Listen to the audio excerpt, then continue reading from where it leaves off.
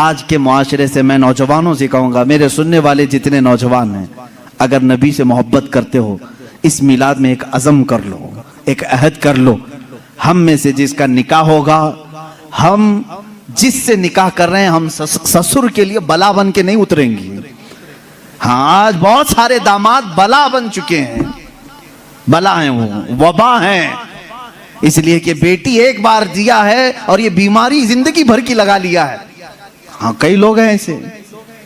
कड़वी जरूर है मेरी बात, जिसने अपनी बेटी दिया है और वो पीछे लग गया है। कल ही एक खातून मेरे पास आई, शादी होकर के उसके 9 साल हुए हैं, बच्चे भी हैं। वो रोती हुई आई, कह रही है कि मेरी माँ, उसकी माँ बेवा है, उसके बाप का इंतकाल हो चुका था बरसों पहले, और बरसों पहले मेरे बाप की जो प्रॉपर्टी थी खानदानी, वो मेरी बेवा माँ को मिली है।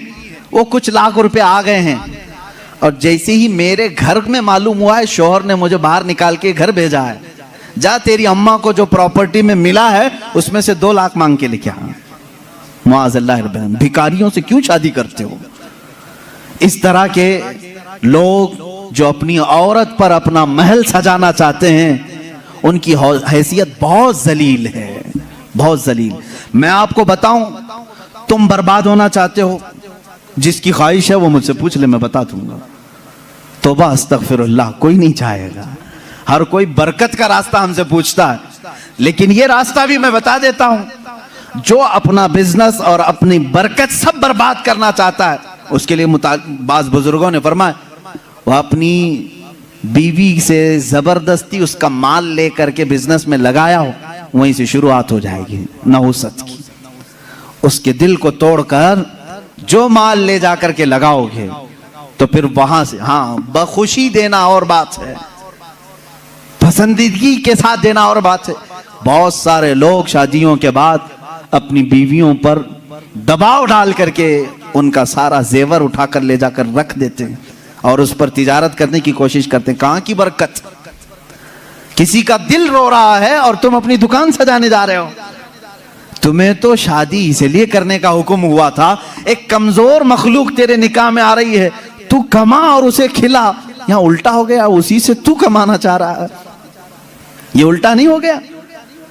बहुत सारे लोग ये इंतजार में रहते हैं, शादी होगी तो अभी मांगना क्या क्या है, कार मांगे कि बाइक मांगे और क्या क्या चीजें मांगे।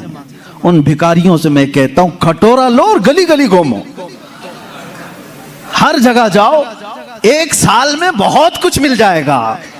और अगर तुम्हें शर्म आती है तो मेरे अजीजों, एक खातून से और उसके बाप से इस तरह के मुतालबे हरगिज न करो।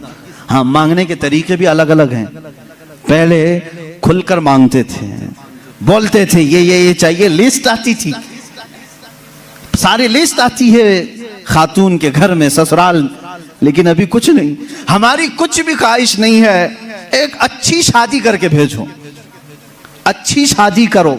अच्छी शादी का मतलब डेनिसन में होना चाहिए। मैं तो यहां नाम ले रहा हूं, तुम दबा करके अपनी ख्वाहिशों का जिक्र करो और उसी में दबे लफ्जों में सारी चीजें। हमको कुछ मत देना, अपनी बेटी को ही जो कुछ भी देना है दे दो, हम उस पर नहीं कहेंगे। और बाप बेटी को जो जो दे, बाद में ताना मारेंगे, क्या तेरा बाप इतना नाअहल है, तुझे एक वॉशिंग मशीन नहीं दिया, तुझे एक पलंग नहीं दिया, तुझे एक तिजोरी नहीं दिया, तुम तो कह रहे थे कुछ नहीं चाहिए। अजीजा ने गिरामी, ये भी तरीका भी। नाजरीन, जैसा कि बहुत ही प्यारा बयान इस वीडियो में चल रहा है, हमारा ये फ़र्ज़ बनता है कि इस वीडियो को मुकम्मल सुने और मुकम्मल जानकारी हासिल करें। इसलिए हमारा ये फ़र्ज़ बनता है कि इसे अपने दोस्तों तक ज़रूर शेयर करें। पहले आप वीडियो को समाप्त फरमाइए। दहेज की लानतों को ख़त्म करो। जो वो अपनी खुशी से ले आए वो उसका माल है, तुम्हारा नहीं। औरत जो अपने घर से लाती है वो उसका खुद का माल है, शोहर का नहीं, ना ससुराल का है। औरत जब तक चाहे उसे इस्तेमाल करे, वो इजाजत दे तो दूसरे इस्तेमाल करें। तुम शरीयत का मसला समझते हो? अगर उसकी इजाजत के बगैर किसी दूसरे ने इस्तेमाल किया उसके माल को, कल क़यामत के दिन उसकी पकड़ होगी, उसकी नेकियां जब्त की जाएंगी, तुम हुकूकुल इबाद में गिरफ्तार हो जाओगे। ये मसाइल हल्के नहीं हैं, इसलिए मेरे अजीजों वो और होंगे। मुझे यहाँ मालूम है कि ये रिवाज क्यों आए जानते हैं? यहाँ पर हिंदुओं के यहाँ ये माहौल है, जहेज की रस्म बहुत खतरनाक बला है उनके यहाँ। आज भी औरतें जलाई जाती हैं जहेज के नाम पर। बाज स्टेट ऐसे हैं आज वहां जहेज के नाम पर बहुत खतरनाक मामलात ससुराल वाले करते हैं। ये रस्म रिवाज पहले से चली आई, जिसकी वजह से आप लोगों ने ये अडॉप्ट किया। वरना मैं कहता हूं नौजवानों को अरब में जाओ, शादी करना मुश्किल हो जाएगा। हाँ, वहां पर तुम क्या मांगोगे? तुम्हें बाप एक फूटी कोड़ी भी नहीं देगा लड़की की। लड़की का बाप कुछ नहीं देगा, बल्कि प्लस लड़की तुमसे मांगती है 1 लाख रुपए मेहर में रख, तब मैं शादी के लिए तैयार होती। वहां औरतें मांगती हैं। सऊदी में तो आधा किलो पाव किलो सुन्ना मेहर में देना पड़ता है। बेचारे कितने नौजवान ऐसे कमाते कमाते मेहर की रकम 40 साल के हो जाते हैं। बाहर वहां अरब में आज भी ये रिवाज, औरत का हक है मांगना, मर्द क्या मांगेगा? यहां जो हमारा माशरा बदला है उसकी वजह हमारी सोहबत है, जो देख रहे हैं हम इधर उधर।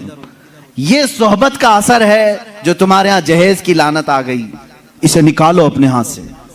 और किसी भी औरत के घर उसके बाप पर बला बन करके नाजिल ना हो। जब तुम बाप बनोगे तुम्हें पता चलेगा एक जिगर के टुकड़े को, बेटी को रुखसत करना कितना सख्त तरीन मामला होता है।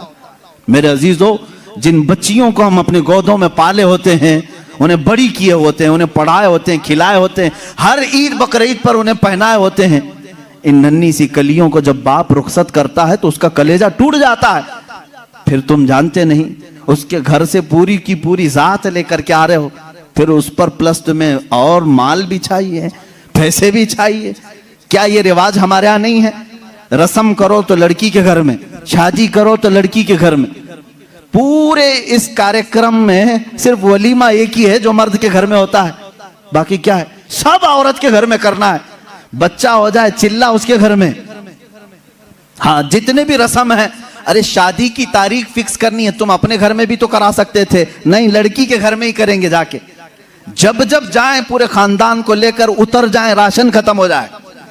ये बला नहीं है तो और क्या है? घर के किचन पर मुसीबत नाजिल होती है हर महीने 2 महीने में। ये इस तरह की हरकत किसी एक घर के साथ जो हो रही हैं, इस सिलसिले को कब खत्म करें, कब बंद करें? वो रसूल पाक सल्लल्लाहु ताला अलैहि वसल्लम की जिंदगी पाक के आला निकाह, आपको मालूम है हजरत उम्मे हबीबा रज़ियल्लाहु ताला अन्हा हुजूर की एक ज़ौजा हैं।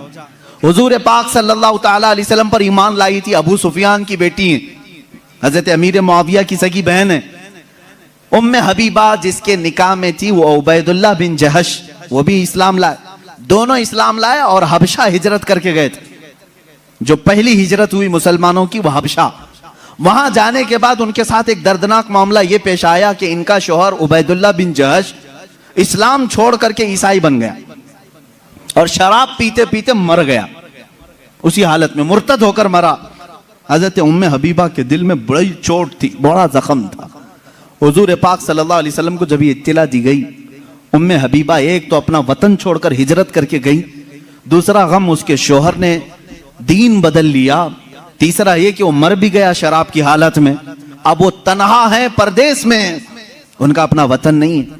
रसूल करीम सल्लल्लाहु ताला अलैहि वसल्लम ने वहां के बादशाह जो नज्जाशी, वो भी इस्लाम कबूल कर चुके थे, उनको खत लिखा, अपने पास से एक सहाबी को भेजा, अपना वकील बना करके कहा, ए नज्जाशी, ये मेरा वकील है, तुम्हारे दरबार में आ रहा है।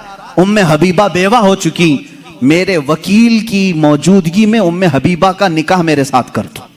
हुजूर ने ये निकाह का ऑर्डर दिया वकील बनाकर।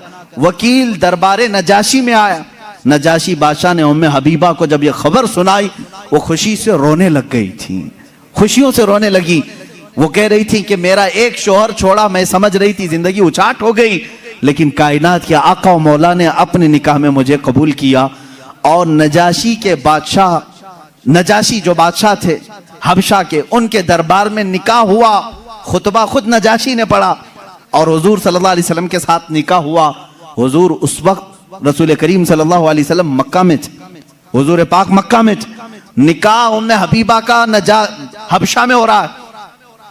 और हबशा में ही मेरे आका सल्लल्लाहु ताला अलैहि वसल्लम की इस ज़ौजा मुतहरा को नजाशी बादशाह ने सहाबा को बुलाया और दावत किया और 2 गुलामों के साथ इस दुल्हन को रवाना किया हुजूर सल्लल्लाहु ताला अलैहि वसल्लम की बारगाह में। मुझे बताओ कितने झमेले थे, मंगनी कहाँ है, ये बीच में तारीख फिक्स करने वाले मामलात कहाँ हैं, रोजा खुलाने वाले मामलात कहाँ हैं, चांद सलामी कहाँ गई, ये सब मामलात चले गए।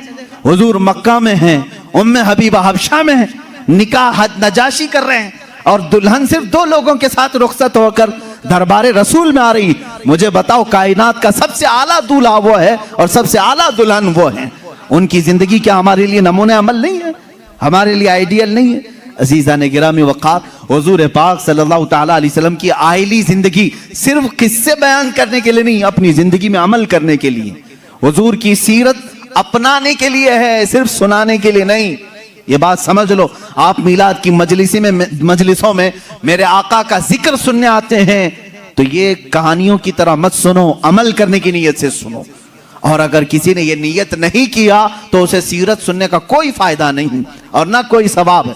जब जब महफिल में बैठे तो ये नीयत करें हुजूर की सीरत। नाज़रीन, उम्मीद है आप खैरियत और आफियत के साथ होंगे।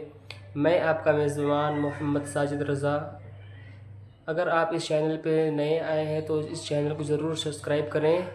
जैसे कि आपने समाअत फरमाया कि मुफ्ती सलमान अज़हरी साहब ने बहुत ही प्यारा बयान फरमाया, हमारा ये फ़र्ज़ बनता है कि इस बयान को पूरा सुन करके अपने दोस्तों तक ज़रूर शेयर करें और सब्सक्राइब करें, ताकि इल्म दीन हासिल करना, इल्म दीन एक ऐसा चीज़ है, इल्म दीन हासिल करना हर मुसलमानों के ऊपर फ़र्ज़ है। इसीलिए हमें चाहिए कि इस बयान को बहुत सारे लोग तो यानी इस वीडियो को ज़्यादा से ज़्यादा शेयर करें और अपने दोस्तों तक ज़रूर शेयर करें और इस चैनल को सब्सक्राइब करें। अस्सलामु अलैकुम रहमतुल्लाहि व बरकातुहू।